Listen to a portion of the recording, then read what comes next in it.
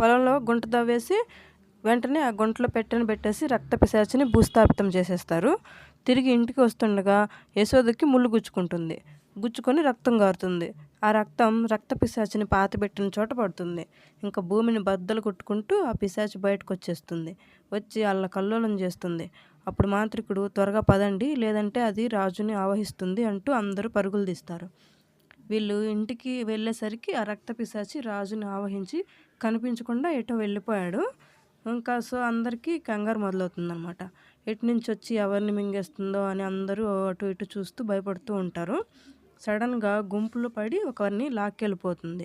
దీన్ని ఆపాలంటే ఒకరిని బలిగా ఇవ్వాలి. అది ఎవరు అనేది, ఈ ఊరిని కాపాడేది ఎవరు అనేది మీరే నిర్ణయించుకోమంటాడు మాంత్రికుడు.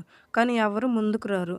ఆలస్యం చేస్తే ఇలాగే గంటకొకరు బలవుతారు అని చెప్తాడు మాంత్రికుడు. మిగతా స్టోరీ అయితే నెక్స్ట్ వీడియోలో చెప్తాను.